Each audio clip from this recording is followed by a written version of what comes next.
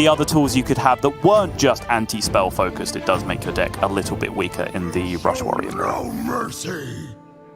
All right, well, let's get into it. A lot of these matches have honestly come down to, or not come down to Rush Warrior taking a win as much, right? Rush Warrior taking a win is all but a given in a lot of these series, it feels, especially when you're looking at That's a Gnog. Rogue. That's a Gnog. They cannot stop. That's a Gnog, TJ. Gnarg and on the play as well. But both players have Gnarg. Leandro does have conditioning, double conditioning actually, and on the coin, but the problem is it's a troublemaker in hand instead of something more impactful. And the stage dive actually doesn't even have anything to corrupt it to try and get the value early to play conditioning on 5. Obviously, once you get to 5 mana, you're going to play the stage dive first anyway because +2/+2 is better than +2/+1, so it doesn't matter. But just a little bit of an awkward hand. Conditioning oftentimes good in the mirror matchup, but not with this type of start. Yeah, going first is huge in this matchup. It's huge in a lot of matchups in this metagame, and generally has been huge in a lot of matchups in most metagames historically. But there's a few ways you can counteract that advantage that does come with going first in this matchup. One is just having the Gnarg while your opponent doesn't, which is something that Leandro had initially, but then Gaby top-decked the Gnarg because you can just kind of use the tempo swing from those 2 weapon charges that your opponent doesn't get to reverse the initiative that your opponent has by going first. The second is using your coin to play out the coin Watley into rank 2 conditioning curve, right? And then you kind of accept that you play from behind, but that you have the better resource hand. And you use that coin for the 1-2 punch. And right now, as you laid out, Leandro does have the conditioning, but he doesn't really have the excellent resources to really buff up with that conditioning hand. So it does seem like Gaby has a fairly significant advantage right now.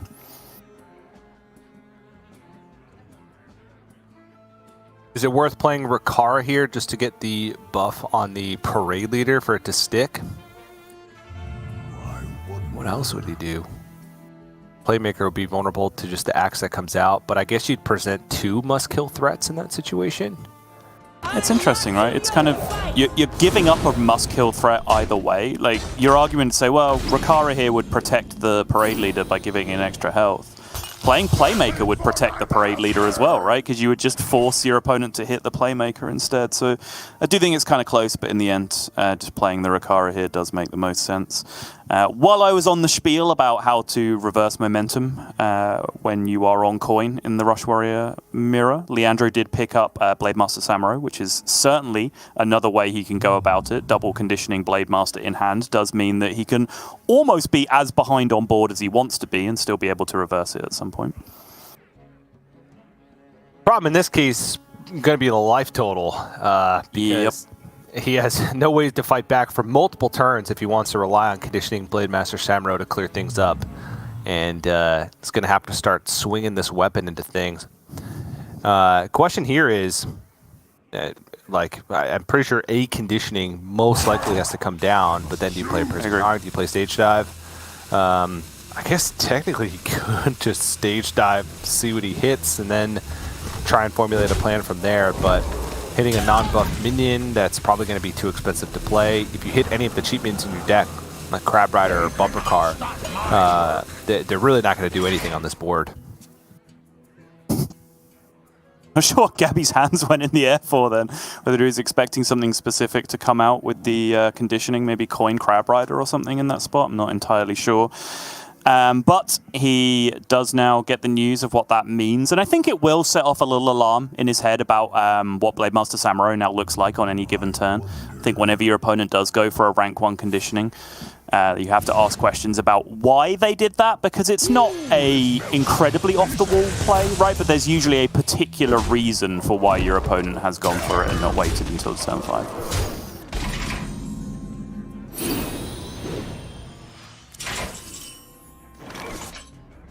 Well, it's probably just good enough here.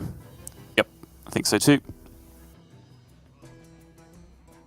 Still 6 around on board, has another Imprisoned Gnarg coming down next turn. Does have to take probably a little bit more damage than he would have wanted, but At least Gaby's running low on resources. Probably doesn't want to see a Ringmaster Watley here. Uh-oh, Colt Neophyte! Oh no! Yeah, pretty Really grim enough. draw, but again, at least it does have that upside we were talking about, just being cheap enough where it can receive the buff and still come down and be relatively effective on the following turn. And as it stands, Leandro is going to have to go digging with these stage dives to find an answer to this this run attack that's on board, but he is guaranteed to find something to do so. It has double Tent Trasher in the deck, which would be playable because of the demon on board. Oh, there it is.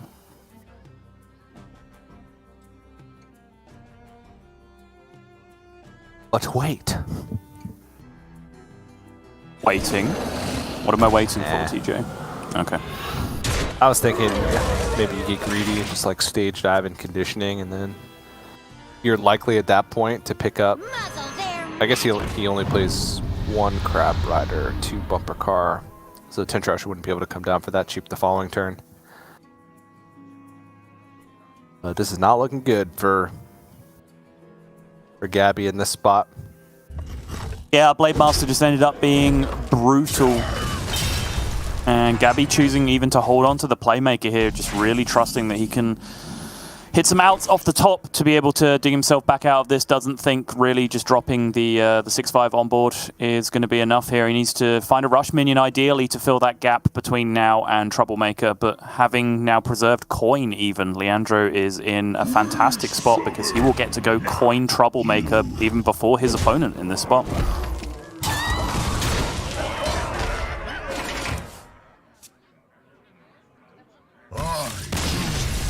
Oh, yep.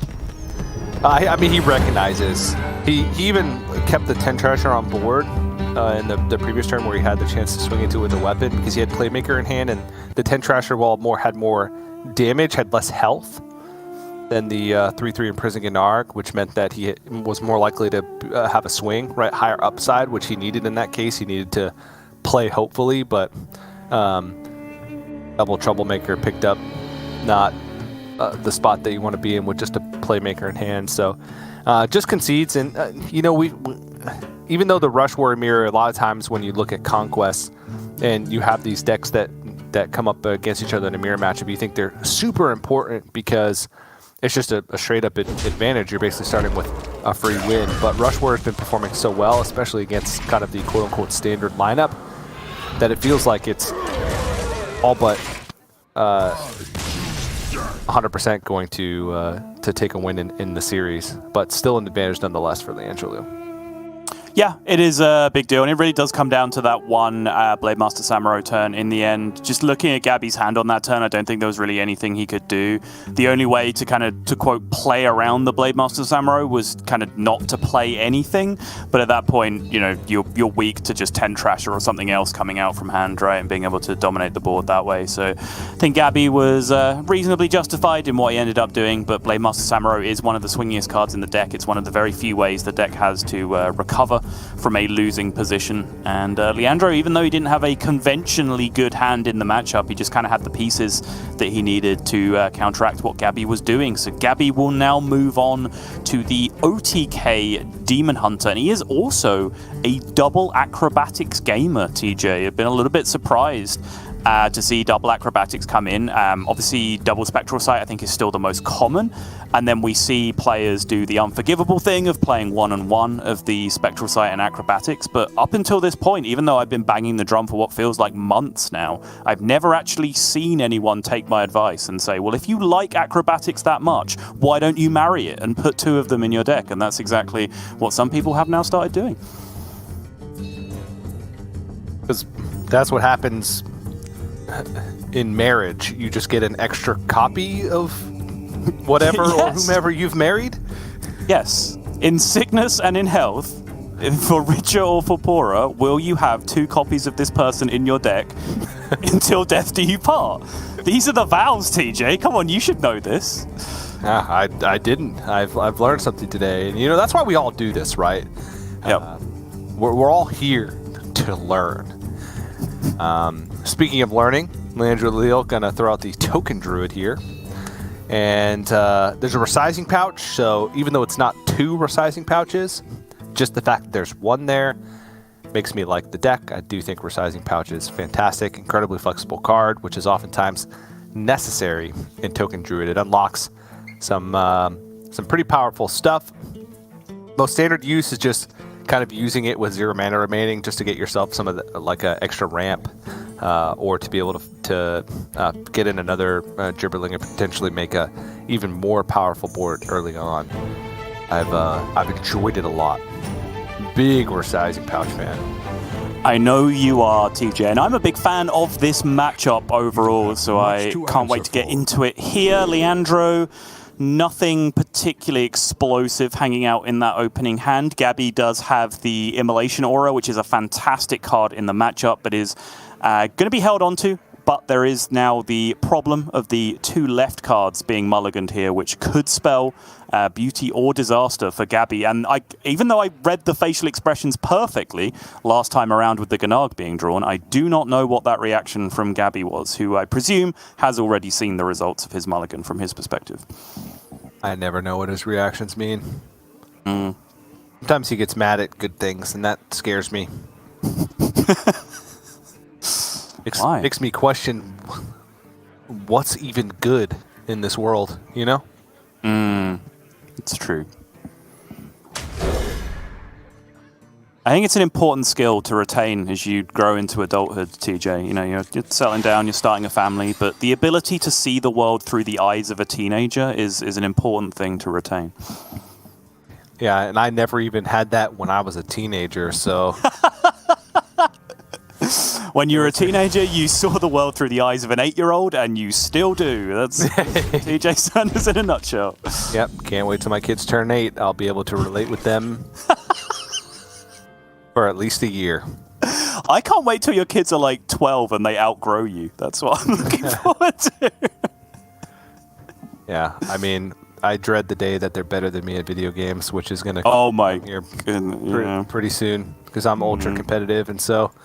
I mean, I guess they should be the ones that are scared, because when they beat me in video games, I'm the one with all the power in the household. So, true. I'll tell my wife I said that.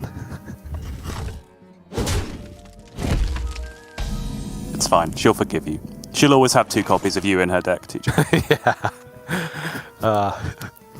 So even if she gets mad at one, at least the second one will be there drawn off the top. Now you get it. See, now you're understanding. All right, Toto. So when you put a pause in this conversation. We got a Gibberling. We got a Gibberling. We don't do Gibberling maths. No, we don't. Thank you for the cultural sensitivity there. But yeah, he is just going to hero power and pass for now. Gaby still nothing doing, starved of card draw. Plenty of clearing power on the other side, but he's going to need it because these Gibberling boards are going to start coming thick and fast. Wait, Sato, we got to put a pause in this conversation. We got another Gibberling. We got to do Gibberling maths. I think this time it was a little bit more appealing, but I think Leandro is going to space this out and try and throw it in all together with the Pride's Fury in the same turn, which I can definitely respect here. I think Pride's Fury is the best buff tool in your deck against Demon Hunter. Yes. Get you out of range of a lot of those Aura breakpoints. Oh.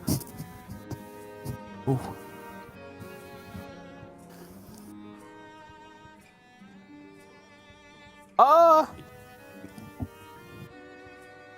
Need some words here, TJ. I can't quite handle what you're saying based on random noises. I would think Kurt would be quite good. Yeah. To have something to do to spend mana. But he really needs some card draw, so I might be thinking Crimson Citadel Runner. I 100% agree, yeah. I went through the exact same emotional roller coaster. I think my instinct in the matchup is just always to take the Kurtrus, but Gaby is just starved. And when you have all your card draw left in your deck, any small amount of card draw you can find from anywhere has so much value because, card draw begets more card draw, and the Sigil Runner might hit Spectral Sight, and then the Spectral Sight hits Skull, and so on and so forth, and you're just ripping through your deck before you know it. So definitely like the pick. Glowfly number 1 does come down. Throwglaive is available to be able to clear up all of this perfectly on curve, which Gaby went to snap play, but then did the due diligence of just taking his time, looking at his other options, but I think it is a Throwglaive turn. Immolation Aura just has so much more potential than Throw Blade. It's also way more mana efficient when you're looking at clearing a wide board, so... I agree with you, young man. That was to Gaby, not to you. I'm younger than you. Okay, I was... yeah. If you forgot. No, I haven't, but thank you for reminding me. I turned 35 a few days ago, so thank you for that reminder that death comes to us all, TJ. Let's be real, Subtle. Was it really a few days ago? It was 9 days ago. You can decide whether or not that's liberal usage of a few. I'll allow it this time, but take this as your If you had, like, a giant jar of candy beans, right, and I said, can I have a few candy beans? And I took 9 of them. Would that be acceptable to you? I don't even know what a candy bean is, so...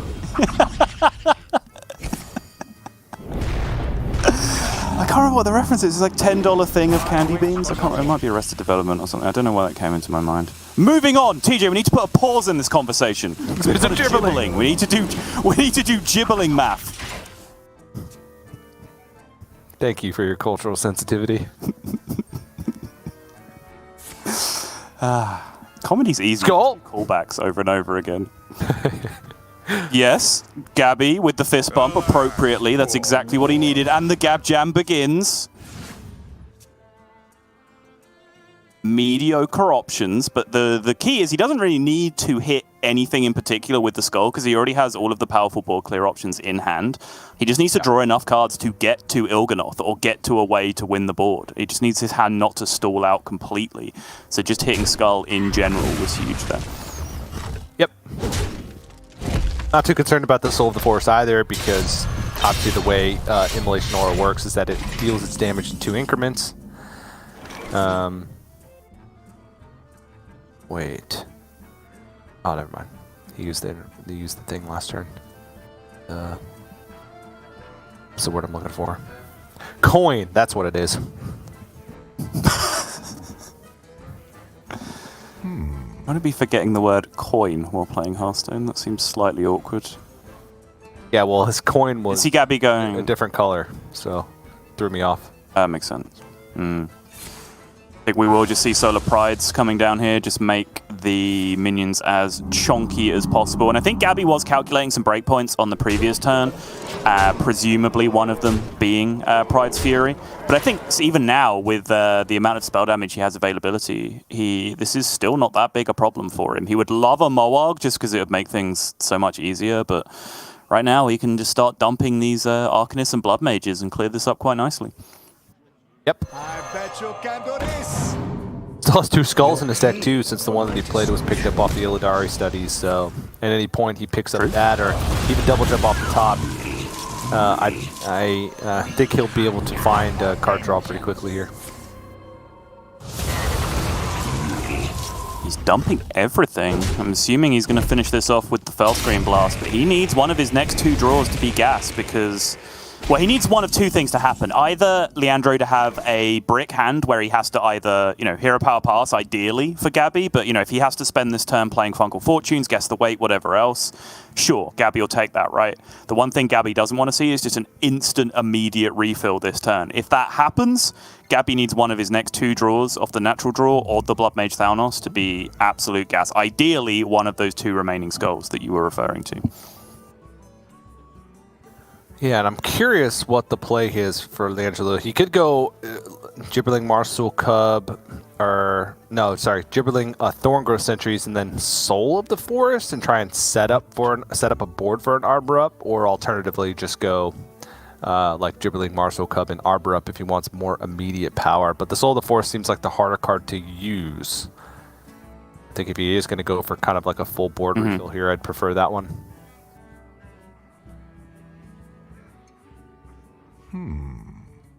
Let's see, what's it going to be? This is Token Druid in a nutshell, right? Like, you don't have that many turns where there are genuinely serious decisions to make, but the kind of the importance of the game, the skill cap of the game kind of all gets condensed into these one single turns where you're playing Token Druid and you very clearly feel it, right? Like, this is the turn I have to get right. This is where I win or lose the game as Token Druid.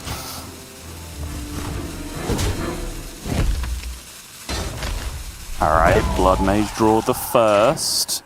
That's awkward. Needs this not to block, and it blocks perfectly. Okay. You can just So Skull must be hardcast now. Yep, has to be hardcast. Warlock. Picks up the Immolation Aura. Now he just wants a Moarg at some point, and he is very much in business because he has so much juice over on the far left of the hand with the Ethereal Arcanist and the Fellscream. and picks up some Immolation Aura, but don't know if it's worth using now. There has been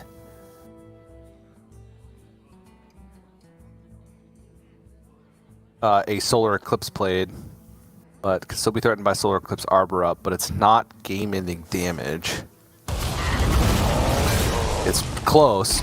I guess he realizes that next turn he's going to be drawing cards, and the card draw that he has in hand is relatively expensive, with Acrobatics being 3. And the pieces that he does have in his hand, he doesn't want to have to use to clear off an even bigger board. And LeandroLeal's running low on resources, so I guess just parting ways with it now. I don't think that's a position where you need to get greedy. Yeah, I think it's the other way to look at it, right? Is not necessarily this, how big is this board, do I need to clear it, but how does my opponent generate the next board, right? And Leandro has already used one Glowfly Swarm, he's already used both Gibberlings, so it's kind of difficult for him to just press board in a can, right? It would be awkward for Leandro to generate another board from that position. I think the hand that he did have was probably about one of the most aggressive boards that he could make from a standing start with the remaining cards he had in his deck. Now you see the power of Acrobatics, ending up drawing 4 cards there for 3 mana, as opposed to Spectral Sight's best case scenario. Just so good. Oh, just so good. Why would anybody ever play Spectral Sight in their deck? Could never do that. Time grows short. Alright. How much damage we cooking up here? Not enough, I don't think. Can't play both. Yeah, not enough. Right. Distinct lack of discounts in hand for Gaby right now, but again, so the thing you have to remember in the Token Druid matchup is that it doesn't even necessarily come down to damage a lot of the time. Like, if you can play Il'gynoth, Moarg, and clear your opponent's board with a Fellscream Blast, that very often just wins the game against Token Druid, because they're usually unable to come back against that in a meaningful way. Yeah. Job's done. Oh, this is like the best situation to be in for LeandroLeal. The only card he has in hand is Resizing Pouch. Oh, just, oh, it's so good. Everything's good. I love everything about it right now. Just love Hearthstone right now.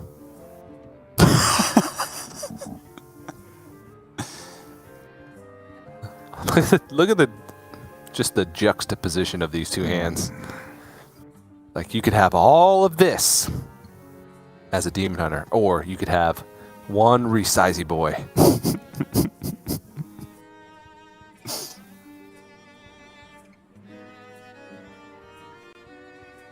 3 cards remaining for Gaby.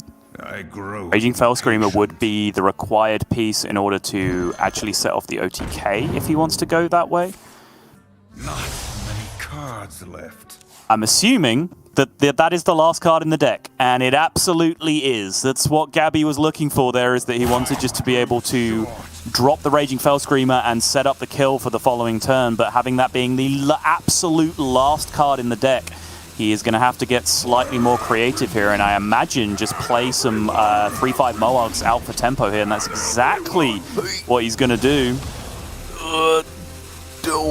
Dead to Alex.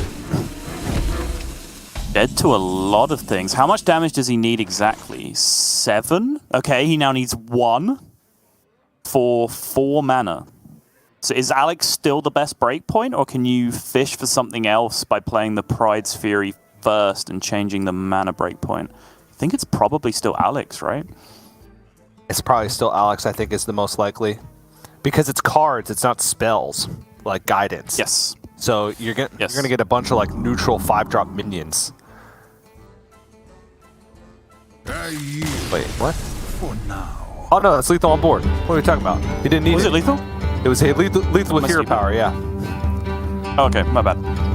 I believed you, but then I countered it because I was like, he's a resizing pouch gamer. He's got to know that resizing pouch, if he was off of lethal with the resizing pouch, is just on 9 is the most likely way to find lethal damage. But he did have just the hero power is exactly 20. So, got it done.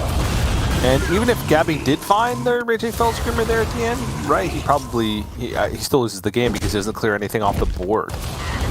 Exactly, yeah. So, yeah, in the end, the Fell Screamer being bottom 3 didn't actually make a difference. It was the draw, but you can see the amount of rage that came in on the other side. And oh yeah, I see it now. The minion on the left having 5 attack was what I wasn't accounting for. I thought that was another 4 attack minion, but it had the adorable infestation on it, which is that 1 extra damage that I wasn't accounting for, and that means now 2-0 going over to Leandro. It's now going to be the Rogue, and if you are a Gaby fan, you kind of need to be hoping. You're in the unfortunate position where you have to hope that Neil Lorinda Bond is correct and that Miracle Rogue is going to struggle to get a win in this series, because it's the only deck left remaining for Leandro to pick up a win with. And we've talked a lot about Gaby and what this means for Gaby and his run into GM. He's kind of a GM in waiting at this point. But if you are America's player and you are still being featured on broadcast come round 7, round 8 of a Masters Tour, you are pretty much an America's GM in waiting at that point, because that's about all it takes to get into America's Grand Masters. So if Leandro can start putting an extra couple of wins together, we might be seeing a lot more of him in the near future as well. I mean, you rock up to a Masters Tour and you check in each day, you're likely to be an America's Grandmaster. That's just how it works. Like you were saying with Raven earlier, like a Mega Zero is a legend in Hearthstone. You're like, oh, not like he has just hit legend. No, that's just the criteria for getting into America's GM. Yep. It certainly is. It certainly is. But we do have some good players up there at the top. A high turnover rate, though, which is fortunate. All right. Imprison Gennard in the opening hand. Holds on to an Athletic Studies 2. Finds Scars is quite a good opening hand, I'd say. They cannot stop my Cold Neophyte. Yeah, strong on both sides. Yeah, strong on both sides. I think Leandro holding on to the Jandis, understanding that conventional things don't work out particularly well in this matchup. You can't really just curve out through your early game plays with Rogue. I think just keeping that power spike of Jandis and looking for the Octobot specifically to go with it was ideal. And he hit the ideal scenario, picking up the Octobot here and being able to get the discount. But Fishy Flyer being picked up on the other side, and now you can almost see Gaby, I think, willing an Octobot onto the board here so that he can punish it with the Fishy Flyer on the other side. Yeah, and I like the hold on the Cold Neophyte. I think a lot of players would say, all right, I got 2 mana. Let me just play a 2-drop here. It's pretty good. But Octobot is just the scariest card to go up against. And you have multiple chances to hit something that can answer it on 2 with Athletic Studies, both Kargath and Fishy Flyer. Both of these players know exactly what is up this turn. Yep, and Leandro in the end does get the better of that exchange. I think, Gaby was willing it, and I think he was saying whatever the French for do it, play it, etc. was just over and over again that turn. But Leandro, I think, cracked a smile at one point during that turn as well, and I think he gave Gaby the credit that he deserves for making the smart choice there off the Athletic Studies and picking up the Fishy Flyer, because don't get it twisted, that is very specifically what Leandro was playing around there in that position, is the opponent picking up Fishy Flyer off of Athletic Studies. And I like the play. He picks up the Og Merchant off the top, which was a great draw because he gets to discount and then not have to use the Prize Plunder to activate the Octobot, but instead gets to use it for a little bit of board presence. And now gets to go coin Jandis and Shadow Step into Jandis. And even has a free Brain Freeze to throw in there to try and fight for board a little bit. So this is one of those rogue openings that can get there against Rush Warrior. We've talked so much throughout the broadcast over the past couple of days about how bad of a matchup it is. for Rogue versus Rush Warrior, but it's not unwinnable. It's difficult, but it's not unwinnable. And this is Octobot start with powerful follow-up is how you win it. And I think that's important. I think we've been a little bit guilty of painting it as like, you know, Freeze Mage Control Warrior levels of bad matchup, right? And I was looking out of curiosity just at the Master Store stats coming into this. It's 43% against Warrior in this tournament, right? Which is bad, don't get me wrong. That's a sucky matchup if a deck is 57% against you. But it's not unwinnable, right? Like, you win 43 games out of 100. That is not a particularly bad return. And I think we kind of go into these matchups every time they happen as like, well, free win for Warrior. Okay, I guess we'll move on to the next one. And it's just not quite the reality. And these starts from Rogue do happen. Jandis happens. 5 drops happen, TJ. And Overlord Runthak, I believe, qualifies as a 5-drop. Oh, yeah. You better believe it does. Menagerie Rewarded, not so much. But it's an illusion, so just got 1 health anyway, who cares? Yeah, it's literally not a 5-drop, it's just an illusion. That's what that means. Yep. Alright, well, LeandroLeal still gets to play Jandis and get this Brain Freeze out as well, so quite good. Quite good. Let's see.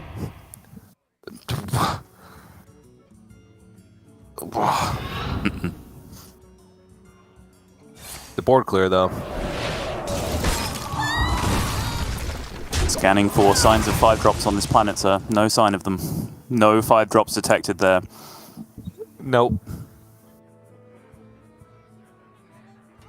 We did get the pro-level America's GM sequencing from Leandro on the previous turn, though. Shadow stepping the Jandis, then attacking with the Overlord Runthak, so he has the juicy 3-2 coming down this turn instead, which I'm sure will make all the difference. It actually could. I can't tell if you're being facetious or not. No, I wasn't. Okay. It's a small detail, but it could have been missed. Yeah, it could have been. Nice clean play, as we expect from the Americas. Yeah, 1 Thief into Brain Freeze here would pay it off very nicely. Nah, never. Scriptwriters didn't get the memo. Deep Freeze is pretty good. Obviously, it's a little slow, but still pretty good. Ring Toss is... I mean, Ring Toss can also be pretty good, though it's Rogue Secrets, but there are some decent Rogue Secrets. I was hoping, TJ. I'm going to admit, I was hoping. Hoping what? The classic. Whether you make what has been dubbed the subtle mistake, where that you forget that Ring Toss gives you Rogue Secrets when you're playing Rogue. But you didn't fall into such an idiotic trap as I did. Yeah. Did not. What's the shadowy clone? Boom. Goods right there. Mm-hmm. Ambush can be good as well. Picks it. I think it was the best out of those 3 options. Does have Secret Passage as well to kind of bridge the gap between this turn and the Deep Freeze. But it's, again, just trying to get out-muscled. Like, this good of a start, and it still feels like you can get out-muscled by Rush Warrior. It is just slowly beginning to fall apart now. Leandro needed the ability to follow that up with some extra beef. And now Field Contact does offer some appealing options, but I don't think he has enough just to go into it raw this turn, so it might just be Secret Passage. Look for swindles, look for extra ways to juice up your turn for a Field Contact turn. He does have the Deep Freeze back in his original hand for turn 8 anyway. This ain't it. Ooh. No. Alright, let's try again.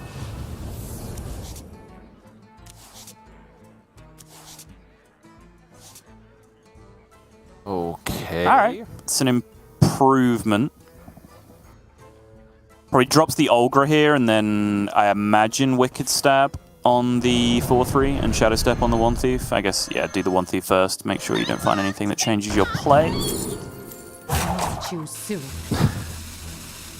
Oh, ring toss is great. Ice barrier, Netherwind portal, counters. Oh no! What a fool, TJ! What kind of idiot would make that mistake? Those darn rogue secrets. I know, they get you every time.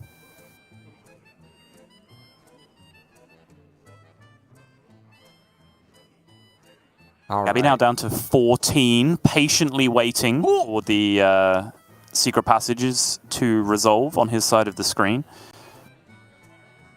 He is going to have board for pretty much the rest of the game from this point. But he looks like he is fearing the Alexstrasza on the other side. So he is willing the Mutinous to eat the Alexstrasza. Instead, picks up a small target on the Cult Neophyte instead. This damage still is gonna stick. Here for a good time. But he's running low on stuff. That's the problem. And it's just a weird hand to stare down at as a rogue. Fauna powered deep freeze ring toss. Oh! Contact. What? One turn off. You see Gaby just trying to manifest this victory on his side. Is deep freeze enough this turn for Leandro? If he deep freezes the 7-6, he can't even really take care of the 3-5. Well, so there'd be 9 damage minimum coming back at him the other way. Yeah, but at the same time, he could bump the 3-7 and then have a soft lethal setup. He'd just have to get through one taunt. It would kind of force Gaby to trade to play around an Alexstrasza. True. Lethal. That's fair. So that's protecting himself in a way.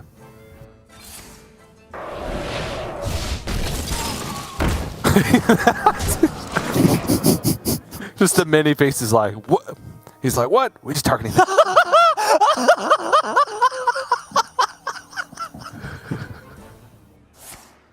Oh, his headphones actually just yeeted across the room. He punched the air so hard. That was incredible. Here for a good time. Conditioning being the absolute juice here, opening up essentially the full clear this turn, sequencing everything correctly, making sure not to make any stupid mistakes there, getting his Crab Rider frozen by attacking into the Water Elemental first, and now he is the one with the lethal setup. He is the one threatening, and if the defensive Alexstrasza comes out here, or rather the Alexstrasza to remove a minion, there is still lethal being represented. If the self-healing Alexstrasza comes out here, there is still lethal being represented. So I think Leandro has to... frozen minion. Different. Oh, the 6-2 is frozen. Yeah, you're right. Okay. What is he even doing right now? Whatever he wants to, TJ, and I love it.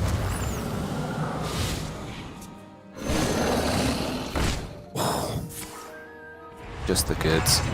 Just the goods. Yep. And now Alexstrasza picked up at any moment for Gaby is lethal. Andrew is at 8. Oh, maybe not. Kazamikis. Kazamika. So 1 mana, deal damage, poison, and then have Tenwu available. I guess he can take the 5, actually. I was thinking go field contact and then do it with a 1 mana golem, but he can just play it raw, go for a 5 mana golem, and then potentially get poison, deal 2 straight up. Oh, lifesteal deal 3? Is that what he hit? I think he took a 1 in the end. Yeah, he did. So it's lifesteal. This does still give him the opportunity to play it twice. Deal 3. Yep. Yep.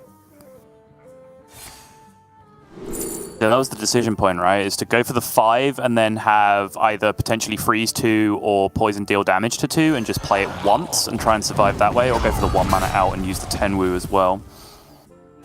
Choose soon. Okay. Nailed number 1.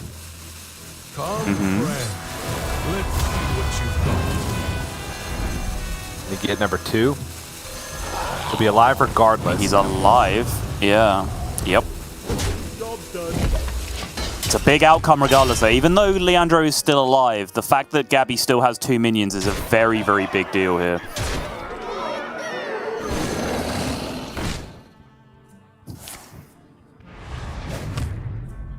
knows the armor up happens. This is actually tough because all of these have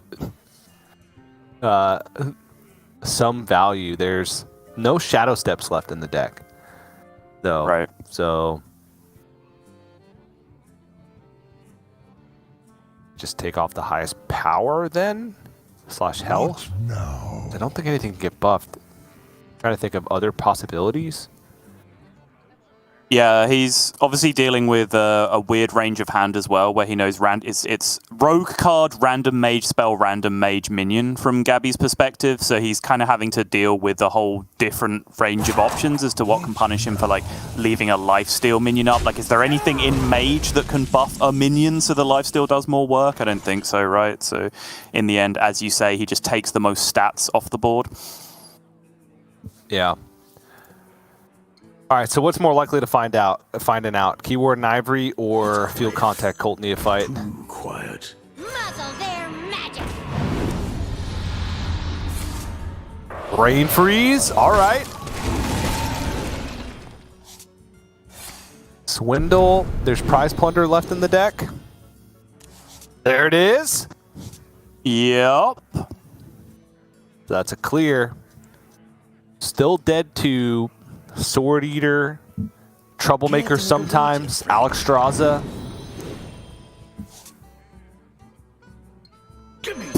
It's coming, Gaby. You better get ready. Yep, there it is. Which means Gaby really... Yeah, huge lethal setup on the other side, and Gaby now needs to find his own lethal out. Athletic Studies is not going to get there. He needed a Samuro, I would imagine, there. At least that way he could run the Samuro into the field contact, clear up most of the board. Yep.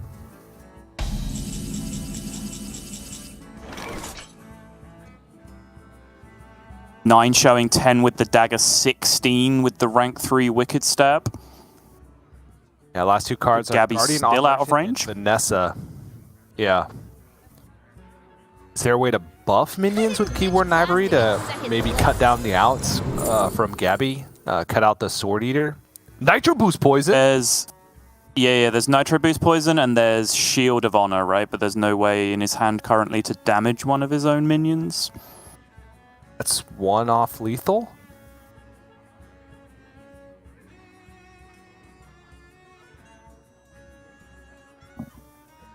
Well, he can't That's corrupt 17. it, dagger up, and play it, right? All in the same turn. Well, he could play it on a minion. Just on a minion. Oh, so you're saying without the weapon buff, just with the Wicked Without Stab. the weapon Yeah, buff. Choose Yeah, it's one off lethal.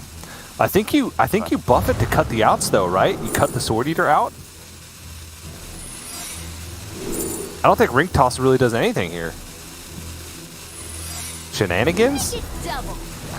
Because now Sword Eater is all of a sudden a lethal out. If you Nitro Boost Poison, you cut out Sword Eater as an out.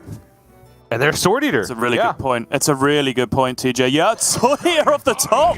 Gaby is going to go through the roll with the Rogue Secrets. And it's going to be Ambush, but Ambush is going to do absolutely nothing there, TJ. I think you hit the nail on the head. I think getting the extra healing from the lifesteal could have been a very, very big deal there. And I think Leandro has just realized it, as well as finally the hands go up to the face. A contrast of emotions between our two players, as Gaby in his standard signature style at this point is throwing his emotions around everywhere. But Leandro, I think, just realized at that very last moment that he might have thrown that one away. Yeah, there's no Rogue Secret that really does anything there. Gaby's drawing one card, and you have lethal next turn, almost certainly.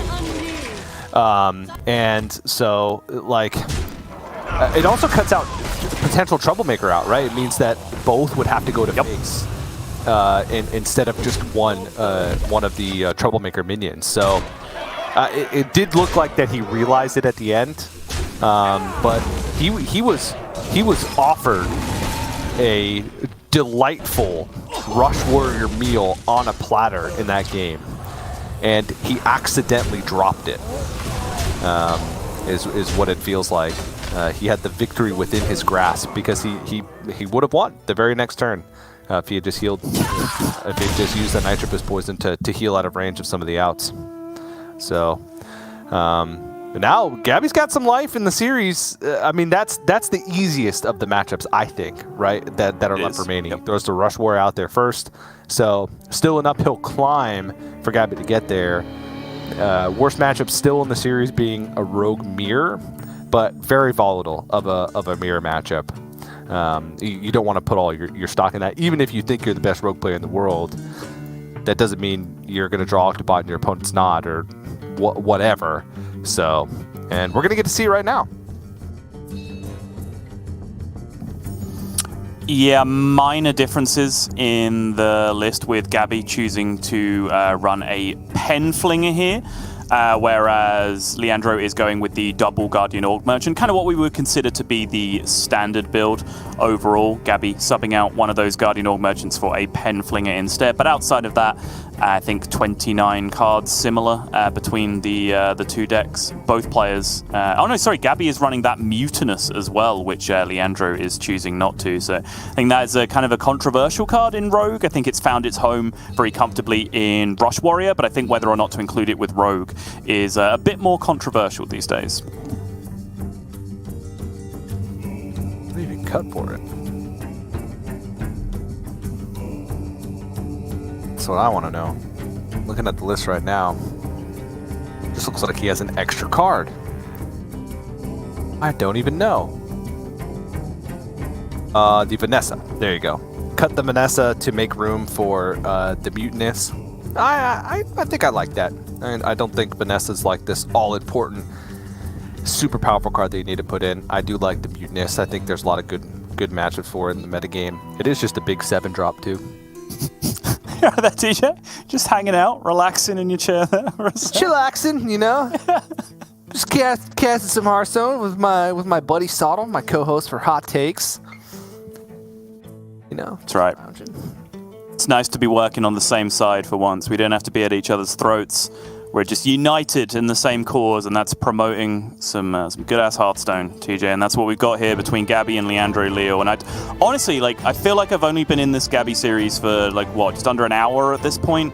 But I don't know how you guys that did the last Masters Tour did this for an entire tournament where it felt like he was on camera every round, because the level of emotion that he shows is like exhausting for me. Let alone how he manages to keep this up. And of course, Gaby is only an hour away from me in terms of time zone, so I believe it'll be just gone 6 a.m. for him. And if he's managed to keep up this level of energy all the way through the night, then hats off to him, because it is incredible to watch. You saw, just don't look at him. I mean, it's that exhausting. Funnily enough, hadn't considered that. Just look at the cards instead. That's what I do. But he's just such a magnetic personality, TJ. My eyes are drawn to him. Oh, okay. Well, in that case, feel free to do whatever you'd like. Okay, thank you. So you were mentioning something about the card Octobot and how one player having it and the other not can be a very big deal in the Rogue Mirror. So would you like to elaborate on that point, TJ? Did I mention that? You did, yeah. All right. Well, I mean, it's a really good card. Do I need to explain further? No, that pretty much sums it up. If you're playing your cards for 1 mana less than your opponent and you have the same cards, usually your turns are going to be more powerful than your opponent's. That's right. Yeah. And this matchup is all about those big old swing turns, and they're made that much easier. You can draw through your deck a lot faster. Obviously, there's some hands that are better than others to discount, but I'd say that this one is pretty good. There's a lot of just stuff that Gaby can throw onto the board. LeandroLeal going to try and disrupt that a little bit. Ooh, also picks up Flame Strike, which clears pretty much every board that Rogue can throw at you. That's an upgrade. Now, TJ, I am not usually the one to be advocating for the card Potion of Illusion, but was that definitely Flame Strike over Potion of Illusion with the card, with the hand and board that Leandro currently had? Obviously, the Potion would immediately look quite stupid because most of this board is being cleared up this turn, but there was a world where that board hangs around for a turn or two, and then Potion could have potentially offered some decent value. Yeah, but I feel like Potion can sometimes offer you some decent value, whereas Flame Strike is always going to be the goods. Okay. Not always, right? If you're ahead, then Potion of Illusion is better, but maybe he thought that he'd fall behind at some point because, you know, the whole Octobot, non-Octobot that we talked about, that we kind of briefly mentioned, and then elaborated slightly, and then elaborated even further. But most importantly, briefly mentioned.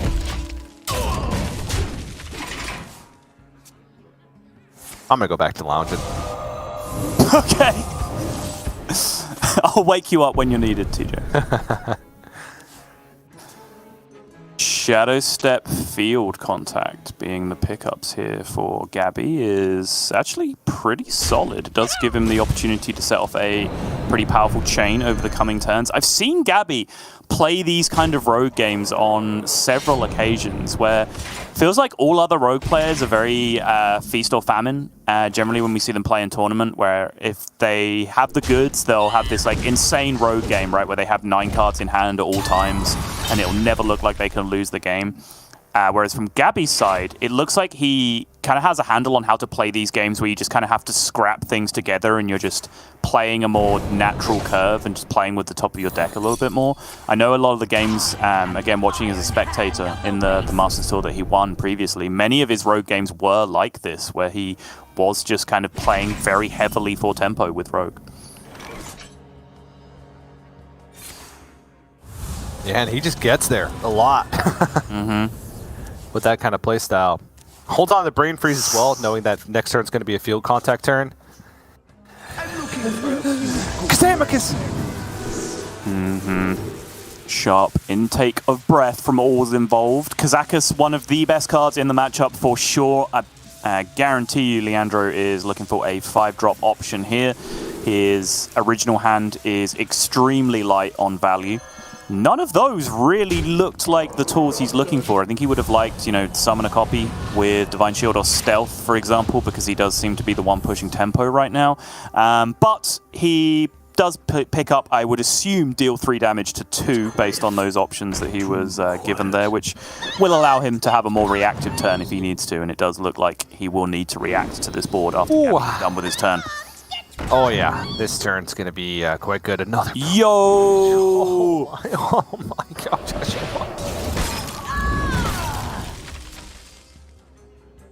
Give me that. Oh.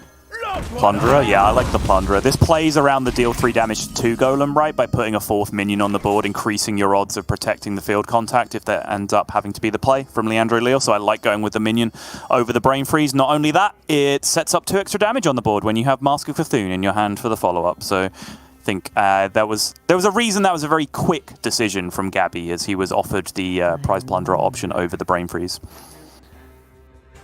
Yeah, and now LeandroLeal in a pretty tough spot. This field contact is a must-kill, so realizes that he can't take the chances of playing the damage golem and not hitting the field contact, because essentially just lose the game from there. Needs to pare down this board a little bit. But it's not going to stop. Damage has been done. Jandis Brav coming down. No!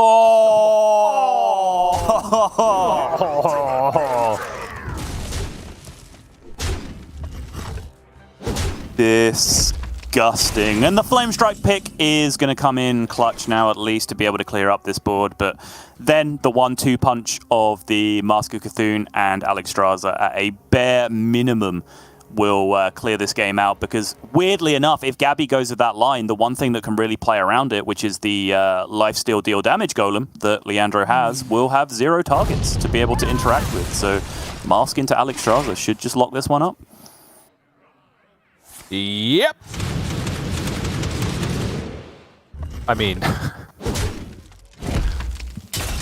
Mask into a light breeze will lock this one up.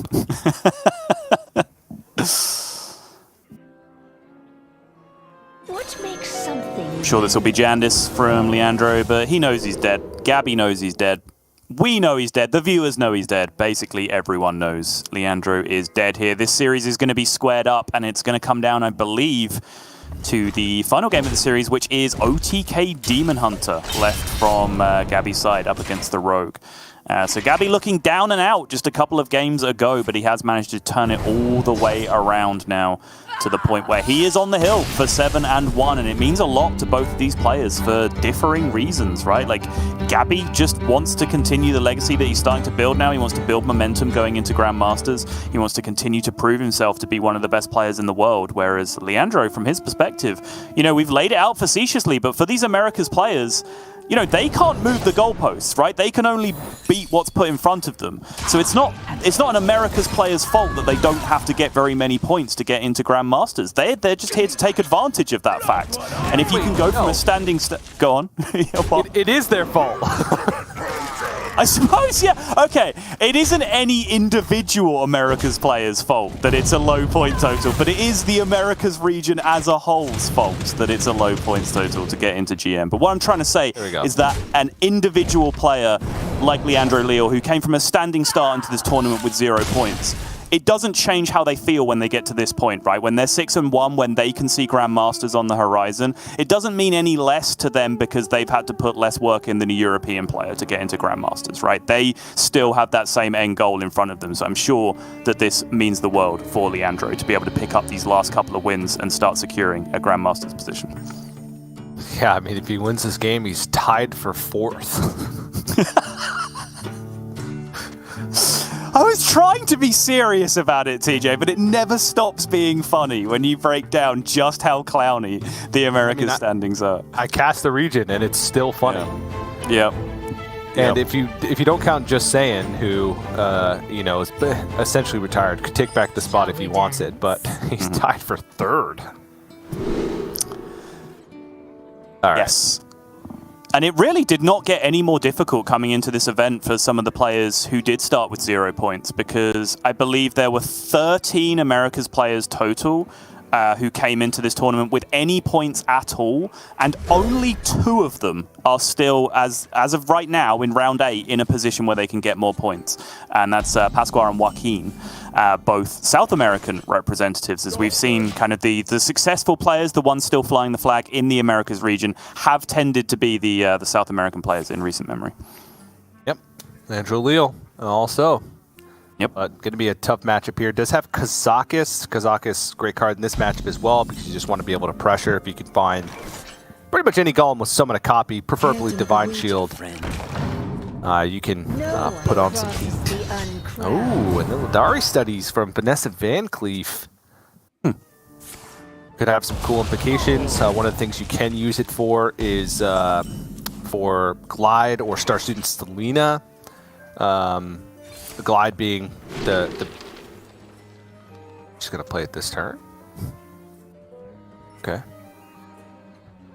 Using it to combo the Swindle, I imagine, is the first point of call. And then no matter what, like I like it, right? Because it combos the Swindle. Then if you look at his hand, no matter what he picks, it will end up moving over very quickly to the left-hand side to get outcast, right? Because he can dump the rest of the hand pretty quickly.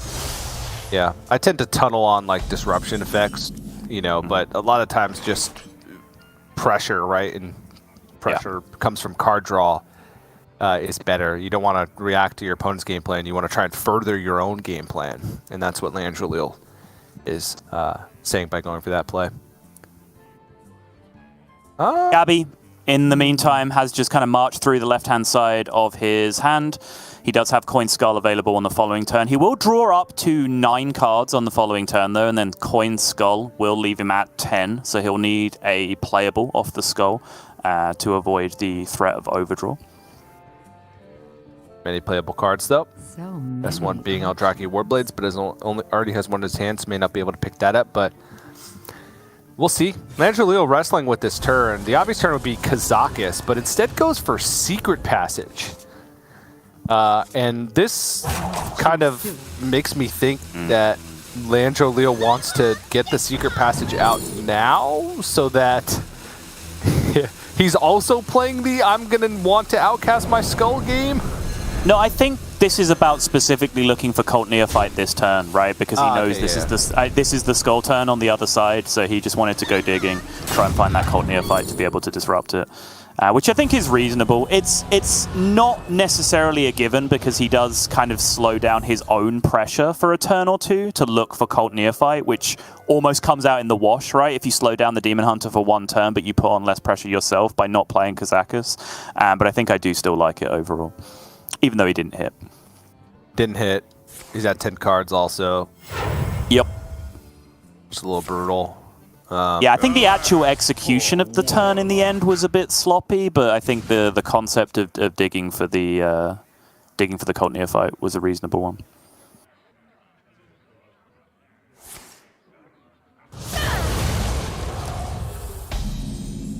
All right. My hand is too full. Yeah, I would have really liked to play a Kazak or a Golem this turn. I don't know.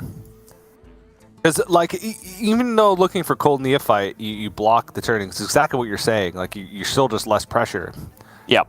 Like, playing a Golem right after the Skull turn is not the most appealing thing in the world because your opponent has more ways to answer it. But it also means that they're not going to be doing even more powerful things to try and set up to kill you. They have to answer this Golem, so... it has also meant that kind of what he did after the Secret Passage, more so than playing the Secret Passage itself, has left him in a position where his hand has just become a total mess because of the way that Secret Passage works. It feeds cards back into the left-hand side of your hand when they come back, which is now messing with that Skull of Gul'dan even more. So he has definitely created a bit of a sticky situation for himself, whereas Gaby on the other side has got a pretty smooth-looking hand, honestly. If he can pick up a Moarg Artificer, which he does whiff on here, because he's going to have to find a way to get rid of these philosophies to unlock that second skull. Sorry, I always just love that the slow mouse going over to try and see what the Golem is. I see. We need to cue up dramatic music as it moves closer. 16 cards remaining for Gaby's Skull number 2, about to be cast on the following turn. Still no Cult Neophyte in sight to be able to block it. Still, even 2 turns later than we originally talked about it, Cult Neophyte would still be an enormous amount of disruption here.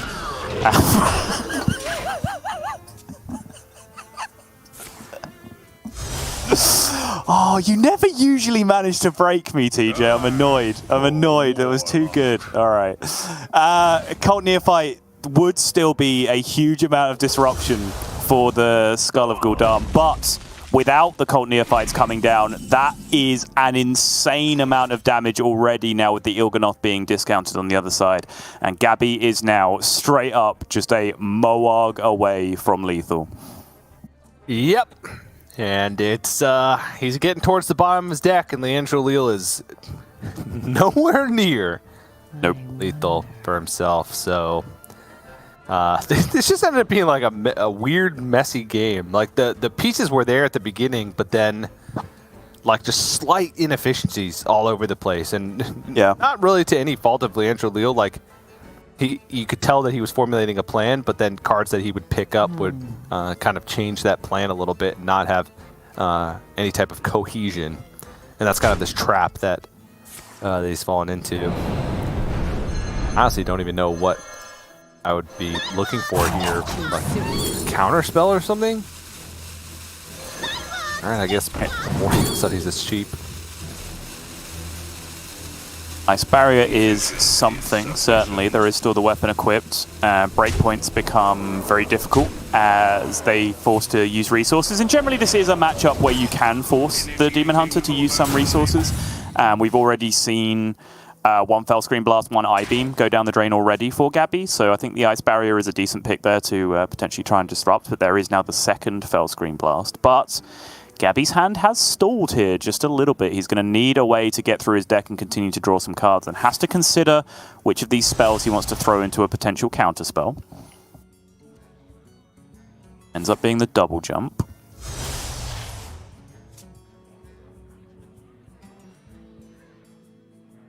Arcanist Immolation Aura is huge. We'll see if the Blood Mage gets thrown into it. This is always a tough decision as to whether he wants that Blood Mage for combo damage, especially when you have a 1-mana Il'gynoth, because you can basically play as many cards as you want in a single turn when you have a 1-mana Il'gynoth, or whether he's going to value the cycle here with the Blood Mage. It looks like he's going to hold on to it. Okay.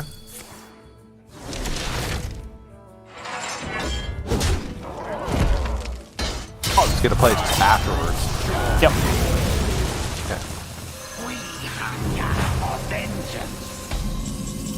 All right, so getting closer, still at a nice, healthy life total as well. Just deep freeze. Deep freeze flurry. Freeze the face and freeze the Blood Mage Thanos. I kind of like the flurry, yeah. I hadn't considered that, just to potentially at least deny that card draw for an additional turn. Only 8 cards left, right? So kind of at a point in the game where denying 1 card could be a big difference between, you know, lethal in hand and not for Gaby. So I kind of like that idea. I guess the downside is that it leaves spell damage on board in case, you know, if Gaby needed to spend 2 mana on that to get lethal, it's already banked on board is kind of the inverse of that, right? If you leave it up and just freeze it instead, so kind of 6 of one, half a dozen of the other in that spot. I think I still do quite like the option. Too late now.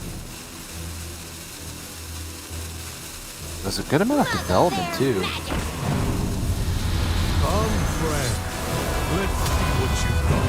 Just really doesn't want Gaby to play any spells though. Yep.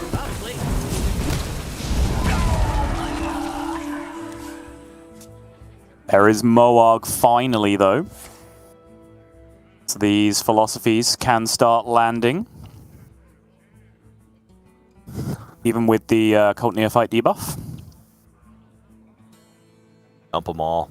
Philosophy, philosophy, philosophy. He's at what, 22 this turn? I think he has to be a little bit afraid, right? There was an Octobot landing on this hand, so there is a decent range of damage that can come out from the opponent. He did see Primordial Studies as well, so he knows spell damage is a possibility, but Tenwu was played, and that's both Shadow Steps as well. True. So... Even if Alexstrasza and both Wicked Stabs were discount, he could only play 2 of them, right? He could only play Alexstrasza 1 Wicked Stab on this turn, so that would add an extra 12 damage plus the 5 on board for 17. So yeah, I think theoretically, allowing for Mage Spell nonsense, there is no real way that he dies next turn, but he also has to consider hitting lethal through the Cult Neophyte that he knows his opponent has, because Leandro 10-wooed the Cult Neophyte but then held it for the following turn, right? He didn't immediately play it again. So he's trying to disrupt the next turn as well, so I think Gaby has to plan out for that as well. It's really not that difficult with a 1-mana Il'gynoth. Fellscream Blast and Fellscream Blast, I-Beam, and Il'gynoth next turn. Well, actually, the I-Beam's going to cost 1 anyway. The I-Beam will cost 1, yeah. So... Muzzle their magic. Well, I mean... Yeah, Neophyte coming down. Yep, Neophyte coming down, all it's going to do is affect that Fellscream Blast by 1 mana, and that is not going to be nearly enough. Pick your poison, 1 mana Il'gynoth. Gaby can do this any way he wants to. And from 0-2 down, Gaby reverses it all the way to 3-2. Enormous amount of damage there with the 24 damage from I-Beam and Fellscream Blast for 48 total. And I think you can see the dejection on Leandro's face as he probably, you know, his first of 2 potential win-ins maybe for top 16, and then what that means for qualifying for Grandmasters moving forward just slips through his fingertips. And, you know, that can be the way, right? We've heard that story, we've seen this story come to fruition multiple times in the past where players have hot runs through brackets when they are off camera, but then suddenly when the bright lights are shone in their face and they have to do it, it really does change things, right? And I think it's commendable to Gaby that he's adjusted so quickly to being a player in the spotlight and can continue to post up those good results while everyone is watching him do so. Yeah, bodes well for his future as a Grandmaster. If he's able to do that now, he can continue to do that once he's actually in the league. He's going to be a player to be feared But yeah, LeandroLeal, I mean, still a chance now for him to finish the last round with a win and get those points. But because he's not going into the last round at 7-1, the odds of him making it